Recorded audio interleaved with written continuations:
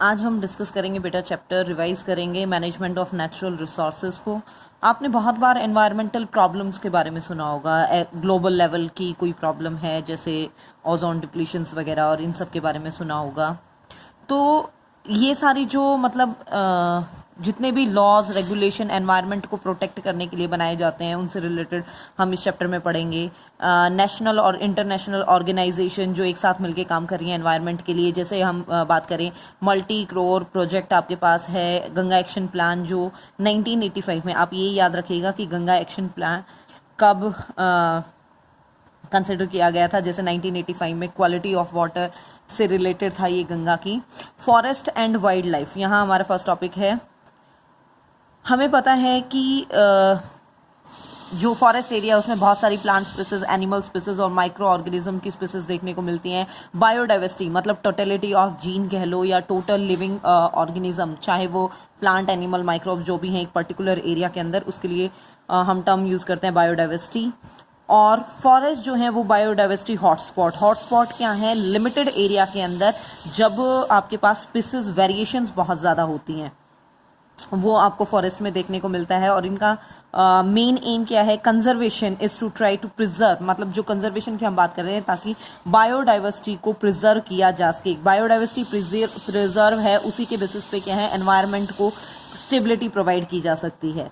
इसके लिए है stakeholders of forest. Conservation of forest जो है वो डिपेंड कर रहा है फॉरेस्ट रिसोर्सेज और उसके जो वेरियस स्टेक होल्डर्स हैं जो हैं आपके पास people who live in around the forest, जैसे ये ट्राइबल्स जो होते हैं वो सब कुछ यहाँ इंक्लूड करेंगे। Bamboo is use to make slats for huts, basket for collecting and storing the foods, मतलब ये उन चीज़ों को कॉमनली जो मिल रहे हैं उन्हीं से अपना जो लिविंग है उसे वो पॉसिबल कर पा रहे हैं, उन्हीं के बेसिस पे वो सारा मटेरियल वहाँ से ले रहे हैं। तो वो वहाँ से ले रहे हैं लेकिन फिर भी उसको वो प्रोटेक्ट कर सकते हैं एक सस्टेनेबल मैनर में उसे यूज़ करके। Forest department of the government वो वेरियस रूल्स रेगुलेशन बना के बायोडाइवर्सिटी को प्रोटेक्ट कर रहा है। इंडस्ट्रीज की हम बात कर रहे हैं, रॉ मटेरियल वहाँ से मिल रहा है। These industries are not interested, वो सस्टेनेबिलिटी की तरफ ध्यान नहीं दे रहे हैं। They go different area after cutting down old trees in one area. अगर वो प्रॉपरली ध्यान दें तो बहुत ज़्यादा बचाव हो सकता है।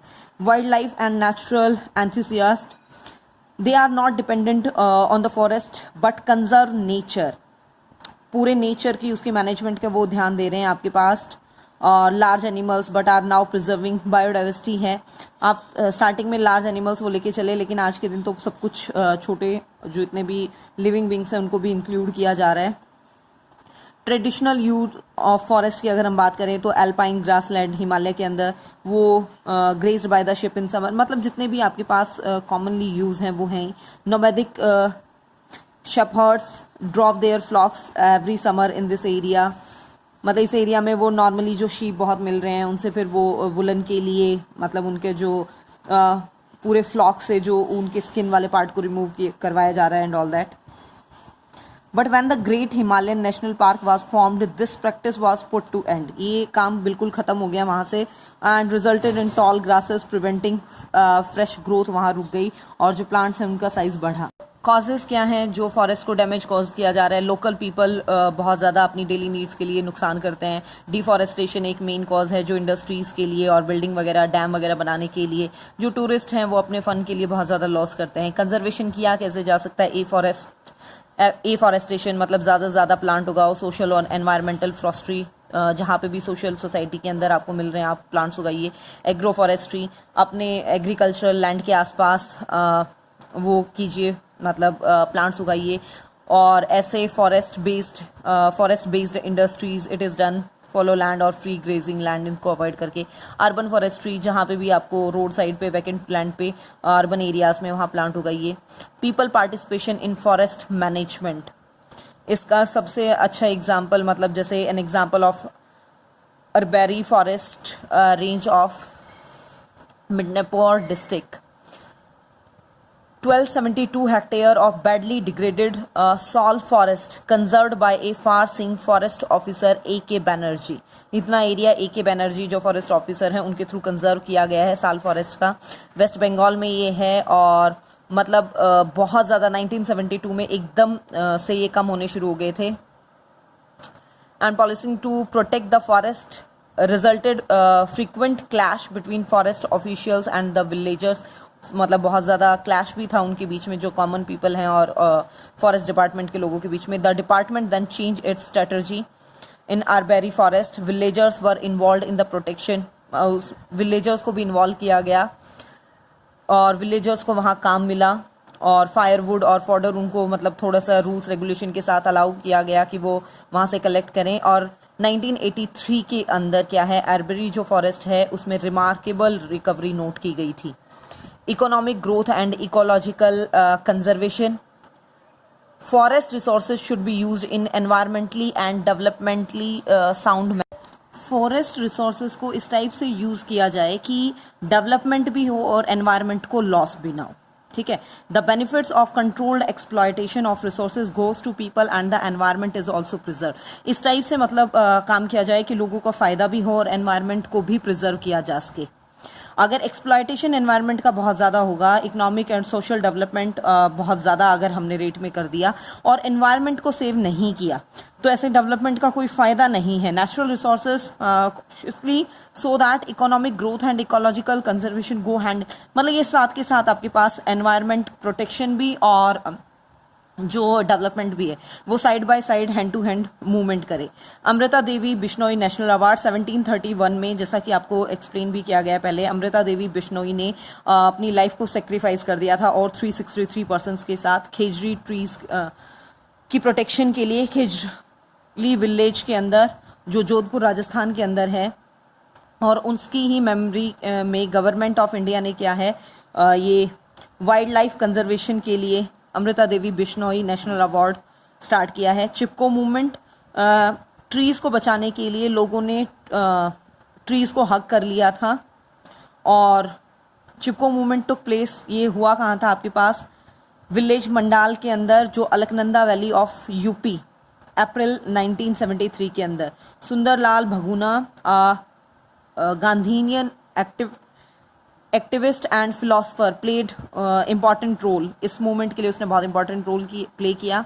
ये क्वेश्चंस आपको ट्राई करने हैं. फिर वाटर हमारे पास बेसिक नेचुरल रिसोर्स है. वाटर भी जैसे हम टाइप की बात करें तो सॉल्ट वाटर, फ्रेश वाटर. जो फ्रेश वाटर का कंटेंट है वो आपके पास कम हो जाता है. नेचुरल रिसोर्सेज इसके सोर्सेज जैसे rain water, surface water, ground water हैं.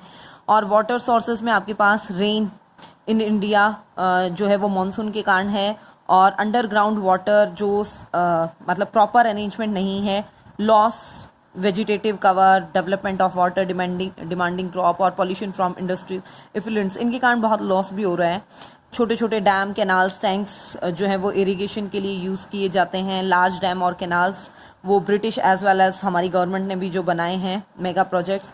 लोकल इरिगेशन मेथड उनके आगे मतलब नेग्लेक्ट हो जाते हैं. Local people lost control over management of local water resources, मतलब वो ज़्यादा से काम के रहते नहीं हैं उनके आगे. मैनेजमेंट ऑफ वाटर रिसोर्सेज के अंदर इंक्लूडेड है आपके पास इंटीग्रेटेड वाटर शेड प्लान कि आप फॉलो करो. उसके लिए ड्रिंकिंग के लिए, इरिगेशन और इंडस्ट्रियल यूजेस के लिए फ्लड को कंट्रोल किया जाए. जितना भी सरप्लस वाटर है उसको वाटर डेफिशिएंट जो रीजन है उनके पास भेजा जाए लिंकिंग कैनाल्स और रिवर्स के थ्रू. हाइड्रोजियोलॉजिकल सर्वे किया जाए पूरे मतलब अर्थ के ऊपर कितने एरियाज़ हैं जहाँ पे पानी अवेलेबल है, कहाँ कम है, कहाँ ज़्यादा है. आर्टिफिशियल जितना भी ग्राउंड वाटर है उसको आर्टिफिशियली उसके लेवल को बढ़ाया जाए. और प्राइवेट एजेंसीज़ के थ्रू जितने भी अवेयरनेस प्रोग्राम हैं लोगों के अंदर कि पानी को बचाना है, उनसे रिलेटेड की कितनी ज़रूरत है और कितना कम है, वो प्रोग्राम्स लॉन्च किए जाएँ. डैम आपके पास ये क्या है, मासिव बैरियर्स बिल्ड जो रिवर और स्ट्रीम्स के ऊपर बिल्ड किए जाते हैं आपके पास. और इनका जो पानी स्टोर किया जाता है इरिगेशन और इलेक्ट्रिसिटी की जनरेशन के लिए यूज़ किया जाता है. स्टोरेज इनके अंदर बहुत ज़्यादा पानी हो जाता है. कैनाल सिस्टम जो डैम्स के थ्रू कनेक्ट मतलब कैनाल्स निकाली जाती हैं वो बहुत लंबे डिस्टेंस तक पानी पहुंचाती है. जैसे Indira Gandhi canal of Rajasthan brought greenery to considerable area, वो राजस्थान और हरियाणा के भी एरियाज़ के अंदर क्या है प्रॉपरली सप्लाई करती है.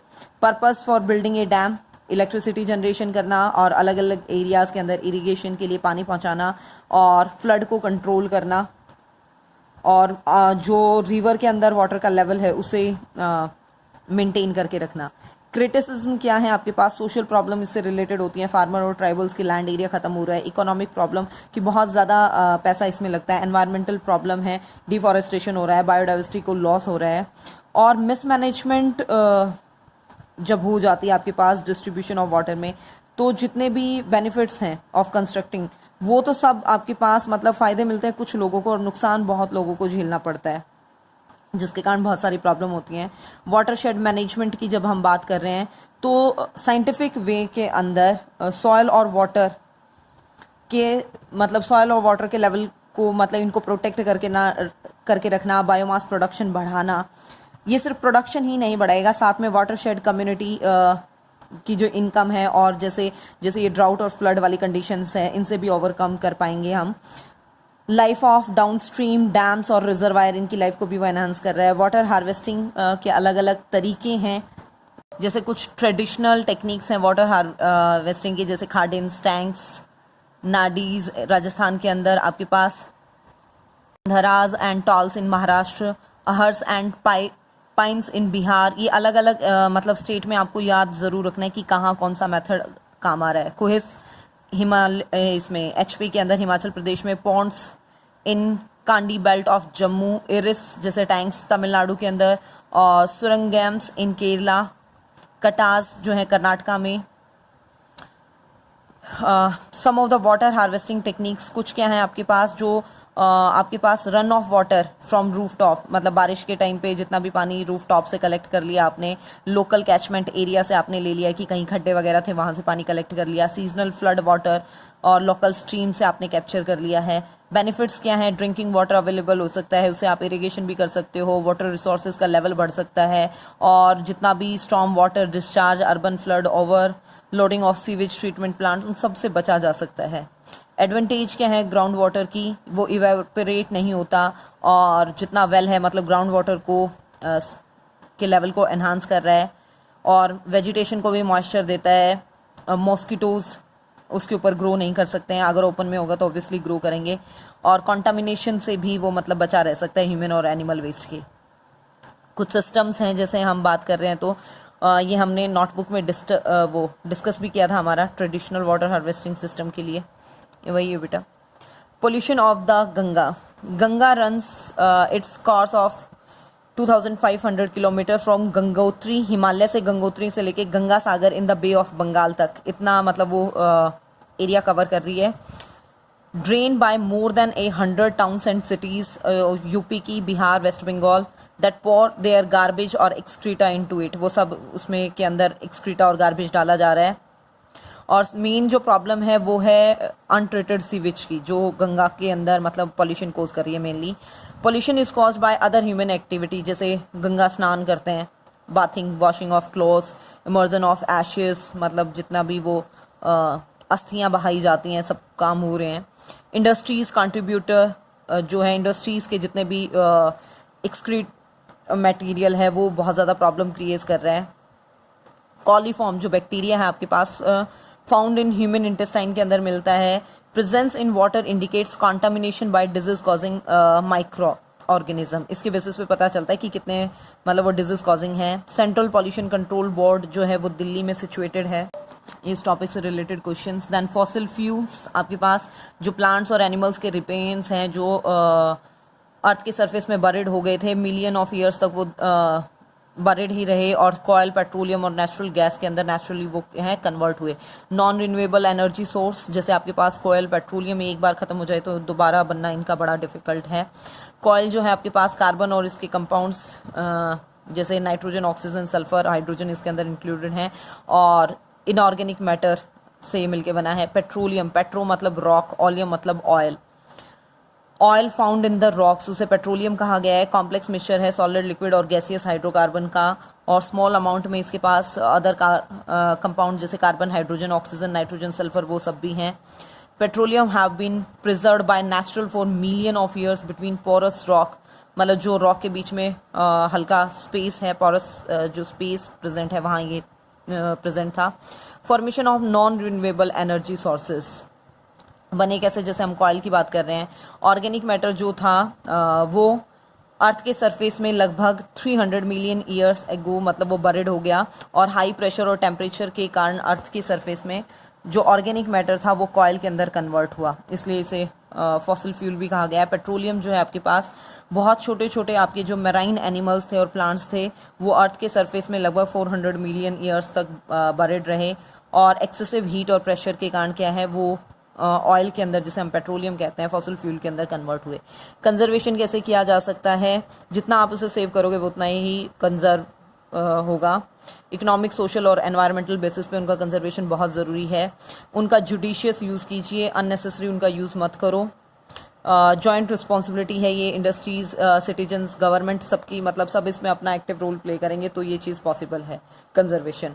Necessity of judicious use of coil and petroleum, क्योंकि ये नॉन रिन्यूएबल हैं, एक बार अगर ख़त्म हुए तो दोबारा नहीं बनेंगे, और जब इनका कंबशन हो रहा है तो oxides of carbon, hydrogen, nitrogen, sulphur के फॉर्म कर रहे हैं, कार्बन डाइऑक्साइड फॉर्म कर रही है, और जो आपके पास बहुत प्रॉब्लम क्रिएट करेगी। कार्बन डाइऑक्साइड को ये रिप्लेस करिए कार्बन मोनोऑक्साइड, जो हर तरीके से आपके लिए हार्मफुल है। ऑक्साइड्स हैं जो सल्फर, नाइट्रोजन और कार्बन मोनोऑक्साइड के, वो पॉइजनस भी हैं जब उनके हाई कंसंट्रेशन हो जाए। Carbon dioxide green house gas है जो ग्लोबल वार्मिंग भी कॉज करेगी अगर ज़्यादा कंसंट्रेशन उसकी हो गई तो।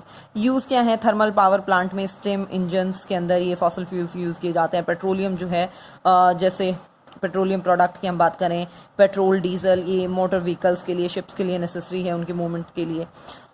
केरोसिन और एलपीजी कुकिंग पर्पस के लिए काम में आ रहे हैं। मैनेजमेंट ऑफ फॉसिल फ्यूल्स कैसे कर सकते हो? अल्टरनेटिव सोर्सेज जो हैं उनको यूज़ करके, जैसे solar, wind energy, biomass energy, इनको ज़्यादा से ज़्यादा यूज़ करो, और biogas can also be used for various purpose. Then sustainable development. Sustainable development का मतलब क्या है बेटा? हम आज भी यूज़ करें और फ्यूचर जनरेशन के लिए भी उसे बचा के रखा जाए, मतलब प्रॉपर मैनर में उस चीज़ का यूज़ करना।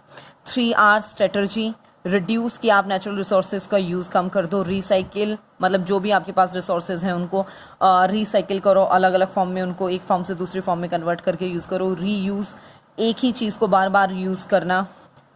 और रिसोर्सेज को की मैनेजमेंट क्यों ज़रूरी है? क्योंकि ये लिमिटेड हैं और ह्यूमन पॉपुलेशन बहुत ज़्यादा बढ़ रही है। अगर हम इन्हें बहुत लार्ज स्केल पे यूज़ करेंगे तो एक दिन ख़त्म हो जाएंगे और ऑब्वियसली प्रॉब्लम करेंगे। लार्ज स्केल पे यूज़ कर रहे हैं तो ये पॉल्यूशन भी कॉज करेंगे, जिसके कारण प्रॉब्लम्स बहुत ज़्यादा बढ़ जाएंगी।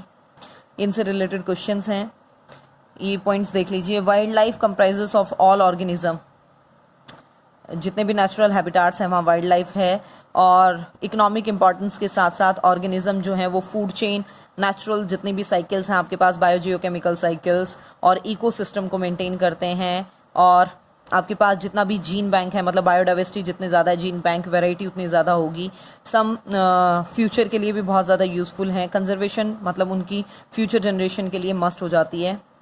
जितने भी नेचर प्रोड्यूसेस और एलिमिनेट करती है स्पीसीज़ को, ह्यूमन एक्टिविटीज़ उस रेट को, ऑब्वियसली नेचर कंट्रोल कर रहा है, नया क्या बन रहा है, क्या एलिमिनेट हो रहा है, लेकिन उसकी स्पीड बढ़ा देता है ह्यूमन एक्टिविटीज़। हंटिंग के थ्रू, जैसे कुछ स्पीसीज के मेंबर्स बचे, उनको ही शिकार कर लिया तो लॉस हुए, हैबिटाट ख़त्म हो गया उनका, इकोसिस्टम डिस्ट्रॉय कर दिया, हाईवेज वगैरह बना के रेयर स्पीसीज बिल्कुल ख़त्म कर दिया जाता है नेग्लिजेंस के थ्रू। Conservation aims at the management of man's use of the biospheres to get maximum benefit for the present generation while maintaining its potential for future generation. वही सस्टेनेबल डेवलपमेंट का है कि आज के लिए भी यूज़ किया जाए और फ्यूचर के लिए भी उसे बचा के रखा जाए। यहाँ आपका एक सिलेबस तो कंप्लीट हो ही चुका था हमारा बेटा, रिवीजन भी यहाँ कंप्लीट होता है। इसके बाद आप अपना 9th का मॉड्यूल संभाल लीजिएगा।